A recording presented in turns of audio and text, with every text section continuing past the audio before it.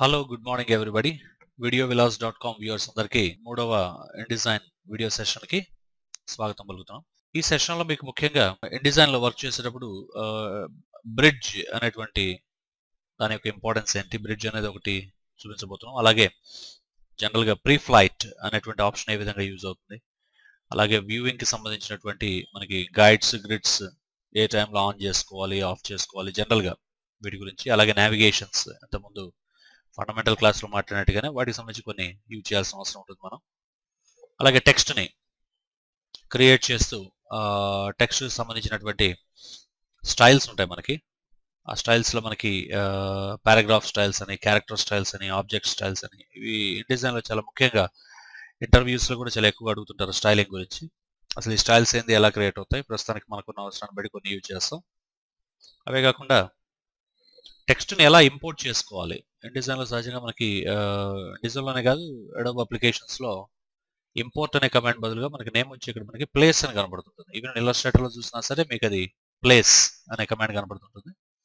దాని నుంచి ఎలా మనం వేరే చోట నుంచి టెక్స్ట్ ఇంపోర్ట్ చేసుకోవాలి, ఉదాహరణకి అది నోట్ ప్యాడ్ టెక్స్ట్ అనుకోండి, వర్డ్ ప్యాడ్ నుంచి కానివ్వండి, లేకపోతే ఎనీ అదర్ టెక్స్ట్ ఎడిటర్లో ఏదైనా ఉంటే దాన్ని ఎట్లా తెచ్చుకోవాలనే దాని గురించి ఆప్షన్స్ ఏముంటాయి వాటి గురించి మాట్లాడతాం. అలాగే పిక్చర్స్ని ఇదే కమాండ్తో మనం ఏదైనా ఇమేజెస్ని ఎలా ఇంపోర్ట్ చేసుకోవాలి, వాటిని క్రాప్ చేయటం ఎట్లాగా, వాటిలో ఉండేటువంటి ఆప్షన్స్ ఏంటి, అలాగే ఆబ్జెక్ట్స్ InDesignలో మనం కొన్ని ఆర్ట్ వర్క్స్ ఏమైనా డ్రా చేయాల్సి వచ్చినప్పుడు మనకి ఇక్కడ సేమ్ ఇల్లస్ట్రేట్లో ఉన్నట్టుగానే కొన్ని డ్రాయింగ్ టూల్స్, ఆర్ట్ టూల్స్ కనబడుతుంటాయి. వాటన్నిటిని మనం జనరల్గా ఏ సిచ్యువేషన్ ఎలా యూజ్ చేసుకోవాలి ఆ కమాండ్స్ గురించి మాట్లాడతాం. అలాగే పారాగ్రాఫ్స్, క్యారెక్టర్స్ ఎలా మనం అడ్జస్ట్ చేసుకోవాలి, అలాగే వాటిని టెక్స్ట్ రిలేటెడ్గా ఉంటాయి. ఇవన్నీ టైప్ మెనూలో సహజంగా మనకు కనబడుతుంటాయి.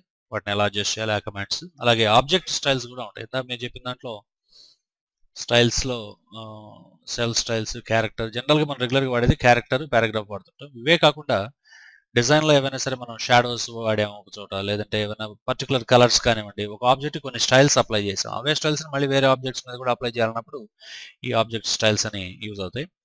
అయితే ఈ స్టైల్స్ అనే టైటిల్ విని మీరు కన్ఫ్యూజ్ అవ్వాల్సిన అవసరం లేదు. స్టైల్స్ అనేవి సేమ్ మనకి వెబ్ డిజైనింగ్లో చూసినా సరే CSS క్యాస్కేడింగ్ స్టైల్ షీట్స్ అంటుంటాం. అలాగే మనకి ఫోటోషాప్కి వచ్చేటప్పటికి లేయర్ స్టైల్స్ ఉంటాయి మనకి అక్కడ. ఇవి కామన్గా ప్రతి చోట ఉంటూనే ఉంటాయి. అంటే ఏంటంటే ఏదైనా ఒక ఎఫెక్ట్ని ఒకసారి అప్లై చేసిన తర్వాత మళ్ళీ కొన్ని గ్రూప్ ఆఫ్ ఆబ్జెక్ట్స్ మీద ఎఫెక్ట్స్ అప్లై చేయాలంటే మళ్ళీ వాటిని మనం క్రియేట్ చేసి అప్లై చేయాల్సిన అవసరం లేకుండా స్టైల్ కనుక క్రియేట్ అయితే ఆ స్టైల్ని నెంబర్ ఆఫ్ టైమ్స్ అప్లై చేసుకోవచ్చు. అంతే, ఇది ఒక రకంగా ఆటోమేట్, మన సమయాన్ని సేవ్ చేసేటువంటి కమాండే, అంతమించి దీంట్లో పెద్ద విషయం ఏమి ఉండదు. కాకపోతే ఆ సిచ్యువేషన్ దాన్ని యూజ్ చేయడం అనేది డిజైనర్ యొక్క నాలెడ్జ్ కింద ఉపయోగపడుతుంది. అలాగే ఫైనల్గా మనకి ప్రివ్యూ మోడ్స్, రకరకాల ప్రివ్యూ మోడ్స్ మనకి ఇక్కడ ఉన్నాయి. నార్మల్ అని ఉంది, ప్రివ్యూ ఉంది, బ్లీడ్ అని ఉంది, స్లగ్ అని ఉంది, ప్రజెంటేషన్ ఉంది, ఇట్లా రకరకాల మోడ్స్ ఉన్నాయి. సో వీటన్నిటి గురించి కూడా మనం జనరల్గా చూడబోతున్నాం, వాట్ ఈజ్ వాట్ అనేటువంటిది. సో బిఫోర్ స్టార్టింగ్ ఏదైనా మొదలు పెట్టేదానికి ముందుగా అసలు బ్రిడ్జ్ అనే అప్లికేషన్ ఏంటి? చాలా మందికి బ్రిడ్జ్ అప్లికేషన్ అంటే సంథింగ్ అదేదో డిఫరెంట్, అది మనకి తెలియలేదని బాధపడుతూ భయపడిపోయే పరిస్థితి ఉంటుంది. అట్లాంటి అవసరం ఏం లేదండి. బ్రిడ్జ్ అనేది చాలా సింపుల్, మనకి ఫైల్ నావిగేషన్కి ఉపయోగపడుతుంది. ఎప్పుడైతే మీరు బ్రిడ్జ్ని క్లిక్ చేస్తారో ఆటోమేటిక్గా సపరేట్ విండోలో మీకు బ్రిడ్జ్ అప్లికేషన్ ఓపెన్ అవుతుంది. జాగ్రత్తగా గమనించినట్టయితే మీకు ఇక్కడ ఇంటర్ఫేస్ చాలా సింపుల్గా ఉంటుంది. మనకి ఎక్స్ట్రీమ్ లెఫ్ట్లో వచ్చేటప్పటికి మనకి ఉన్నటువంటి ఫోల్డర్స్, వాటి పొజిషన్స్, వాటి నుంచి మీరు ఏమైనా పర్టికులర్ సెలెక్ట్ చేసుకుంటే ఫేవరెట్స్లో కనపడటం అనేది జరుగుతుంది. అదే మిడిల్ సెక్షన్కి వస్తే మనం ఏ ఏరియాని అయితే సెలెక్ట్ చేసామో ఆ ఏరియాలో ఉన్నటువంటి దాని ఫైల్స్ ఏమైనా ఉన్నా, దాంట్లో ఉన్నటువంటి ఏమైనా డైరెక్టరీస్ ఏమైనా ఉన్నా అవన్నీ కూడా మనకి ఇక్కడ డిస్ప్లే అవుతాయి. ప్రస్తుతం నేను డెస్క్టాప్ మీద క్లిక్ చేశాను కాబట్టి డెస్క్టాప్ రిలేటెడ్ ఎలిమెంట్స్ అనేవి కూడా ఇక్కడ వస్తున్నాయి. ఏదైనా ఒక ఎలిమెంట్ని మనం సెలెక్ట్ చేసుకున్న తర్వాత, ఫర్ ఎగ్జాంపుల్ నేను శ్రీ అనే దాంట్లోకి వెళ్తున్నాను, మై పిక్చర్స్ ఏమైనా శాంపుల్స్ ఉంటాయో చూస్తున్నాను ప్రస్తుతానికి. ఐ డోంట్ హ్యావ్ ఎనీథింగ్, చూద్దాం. ఏదైనా సరే, ఓకే, సంథింగ్ ఈజ్ దేర్. సత్యనివాస్ అనే ఆల్రెడీ శ్రీనివాస్ గారు ఏదో క్రియేట్ చేసినట్టున్నారు ఇక్కడ.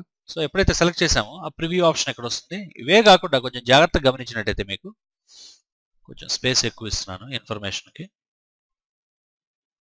ప్రివ్యూ తగ్గిద్దాం, ఎందుకంటే దాంట్లో ఏముందనేది మీకు అర్థమైపోయింది కాబట్టి. ఇంకా బాటంలో జాగ్రత్త చూసినట్టయితే మీరు దాని పిక్సెల్ డైమెన్షన్స్ ఎంత ఉన్నాయి, ఎంత సైజులో ఉంది, ఎంత రెజల్యూషన్, స్క్రీన్ రెజల్యూషన్ ఎంతలో ఉంది, కలర్ మోడ్ ఏముంది, ఏ ఫార్మాట్లో ఉంది, డాక్యుమెంట్ టైప్ ఏంది, క్లియర్గా ఫైల్ నేమ్ ఏంటి, డాక్యుమెంట్ టైప్ ఏంటి, అలాగే ఏ డేట్లో క్రియేట్ చేసాం, ఏ డేట్లో మాడిఫై చేసాం, ఫైల్ సైజ్ ఎంత, డైమెన్షన్స్ మళ్ళీ రిపీట్ అయినాయి. ఇక్కడేమో కొంచెం మనకి స్మాల్ బాక్స్లో మనకి బ్రీఫ్ ఇన్ఫర్మేషన్ ఉండటం అనేది జరిగింది. ఎందుకంటే ఫర్ ఎగ్జాంపుల్ ఒక్కొక్కసారి మనం వీటిని ప్రివ్యూ ఎక్కువ చూడాలనుకున్నప్పుడు ఈ విధంగా మనం డౌన్కి మూవ్ చేస్తే డీటెయిల్స్ మనకు కనపడవు. ఆ టైంలో కొంచెం ఇన్స్టాంట్గా కొన్ని ఇంపార్టెంట్ డీటెయిల్స్ ఏమైనా చూడాలనుకున్నప్పుడు ఇక్కడ చూడొచ్చు. ఆ పర్పస్ అది.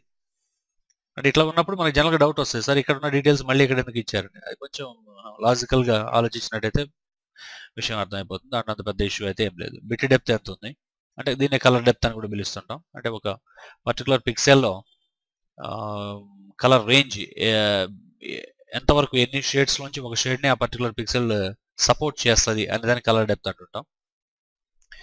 అలాగే రెజల్యూషన్, ఒక ఇంచులో ఎన్ని పిక్సెల్స్ని అకామిడేట్ చేయగలదు, దాన్ని బేస్ చేసుకుని క్వాలిటీ ఆఫ్ ద ఇమేజ్ అనేది ఉంటుంది. జనరల్గా స్క్రీన్ మీదకి వెళ్ళేటప్పుడు సహజంగా మనం 72 కానీ 98 రెజల్యూషన్ మాత్రమే యూజ్ చేస్తాం.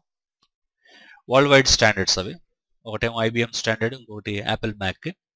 సో ప్రపంచవ్యాప్తంగా ఏ మానిటర్స్ తీసుకున్నా సరే సహజంగా రెండింటి మధ్యలోనే 72 ఆర్ 98లోనే ఉంటాయి కాబట్టి వాటిలో పెద్ద ఫరక్ పడుతుంది. కానీ ఈ రోజు వచ్చేటువంటి మానిటర్స్లో కొంచెం స్లైట్లీ డిఫరెంట్, ఎందుకంటే మనకి వైడ్ స్క్రీన్స్ అవైలబిలిటీ ఉంది. సో వాటి సిచ్యువేషన్ ఏంటంటే మనం డయాగ్నల్ లెంగ్త్ ఆఫ్ ద మానిటర్ని యూజ్ చేసుకొని మనం క్యాల్కులేట్ చేయాల్సి ఉంటుంది ఈ పిక్సెల్స్ పర్ ఇంచ్ రెజల్యూషన్ అనేది.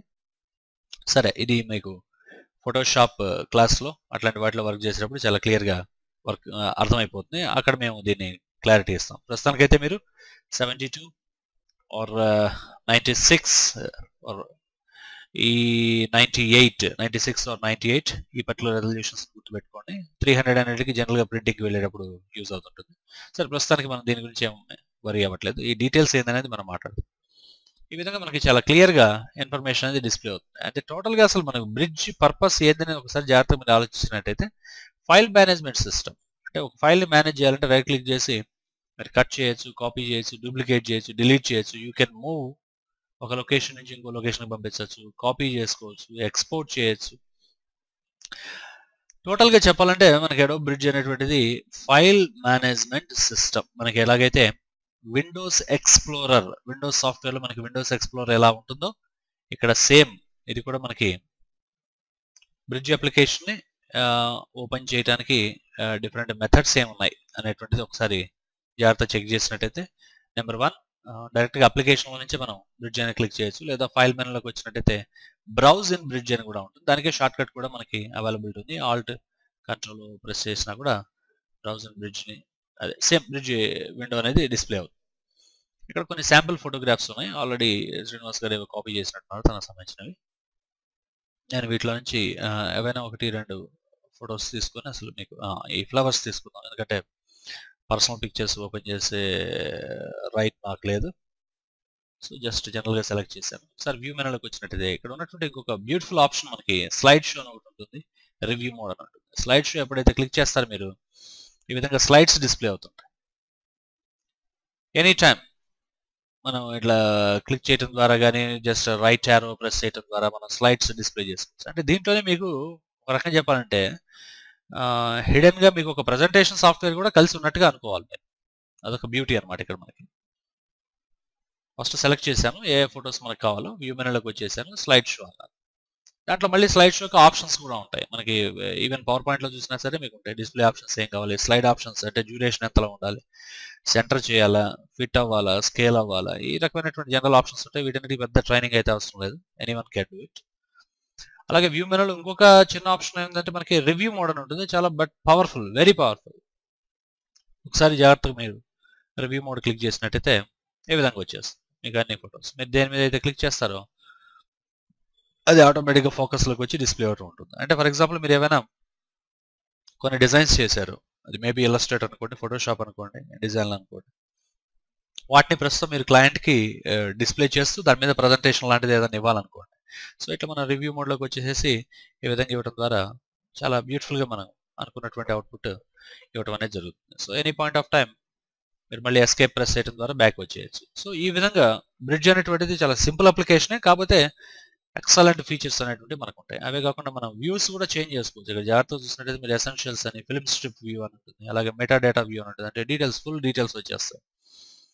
అవుట్పుట్ అని ఉంటుంది, అలాగే మనకి కీవర్డ్స్ అని ఉంటుంది. అంటే దానికి సంబంధించినటువంటి ఇంపార్టెంట్ ఇన్ఫర్మేషన్, ఈ కీవర్డ్స్ మనం విండోస్ సెర్చ్లో కానివ్వండి, లేకపోతే బ్రిడ్జ్ సెర్చ్లో కనుక ఈ సెర్చ్లో కనుక టైప్ చేస్తే ఆటోమేటిక్గా కీవర్డ్స్ బేస్డ్ సెర్చింగ్ అనేది జరుగుతుంది. ఇక్కడ విత్ ఇన్ ఎట్లాగైతే మన గూగుల్లో సెర్చ్లో కీవర్డ్స్ ఉంటాయి, అట్లాగే ఇక్కడ మన విత్ ఇన్ అప్లికేషన్లో కీవర్డ్స్ అన్నట్టు. ప్రివ్యూ మోడ్ ఉంటుంది, అలాగే మనకి డిఫరెంట్ స్టైల్స్ అనేటువంటి మనకి డిస్ప్లే అవుతుంది. ఇక్కడ నాకు స్క్రీన్ సరిపోవట్లేదు, సో జనరల్గా మనం ఇది క్లిక్ చేయడం ద్వారా కూడా చూసుకోవచ్చు. లైట్ టేబుల్ అని ఒకటి ఉంది, అలాగే ఫోల్డర్స్ అని ఒక ఆప్షన్ ఉంది. ఇట్లా రకరకాలుగా ఉంటాయి. అయితే జనరల్గా మనం ఉండేటువంటి మోడ్ ఏంటంటే ఎసెన్షియల్స్లో ఉండి వర్క్ చేసుకుంటాం సహజంగా. సో ఈ విధంగా అడోబ్ బ్రిడ్జ్ అనేటువంటి అప్లికేషన్ మళ్ళీ మళ్ళీ చెప్తున్నాం, జాగ్రత్తగా గుర్తుపెట్టుకోండి. మనం ఏదైనా ఫైల్ ఒకటి సెలెక్ట్ చేసినప్పుడు దానికి సంబంధించినటువంటి ఇన్ఫర్మేషన్, ఆ ఫైల్ని కాపీ చేయాలా, లేకపోతే మూవ్ చేయాలా, లేకపోతే దానికి సంబంధించినటువంటి అదర్ ఎడిటింగ్ థింగ్స్ ఏమైనా ఉంటే వాటికి సంబంధించిన ఇన్ఫర్మేషన్ అంతా కూడా ఉంటుంది. సో దీనికి సపరేట్గా మీరు కూర్చొని ప్రాక్టీస్ చేయాల్సిన అవసరం లేదు. జనరల్గా వర్క్ చేసుకుంటూ వెళ్తుంటే మీ అవసరానికి తగ్గట్టుగా ఆ కమాండ్స్ వాడుతుంటే బ్రిడ్జ్ మీద పర్ఫెక్షన్ అనేది వస్తుంది. సో ఏదైనా ఒక ఫైల్ని ఓపెన్ చేయాలన్నప్పుడు జనరల్గా ఫైల్ మెను ఓపెన్లోకి వచ్చేసి ఓపెన్ చేసే పద్ధతి ఒకటి ఉంటుంది. లేదంటే ఓపెన్లో ఉన్నటువంటి మనకు ముఖ్యమైన ఇష్యూ ఏంటంటే కొన్ని ఐటమ్స్ మనం మోర్ దాన్ వన్ సెలెక్ట్ చేసినప్పుడు ప్రివ్యూ ఉండదు మనకి ఇక్కడ, డీటెయిల్స్ కూడా చాలా ఎక్కువ రావు మనకి ఇక్కడ.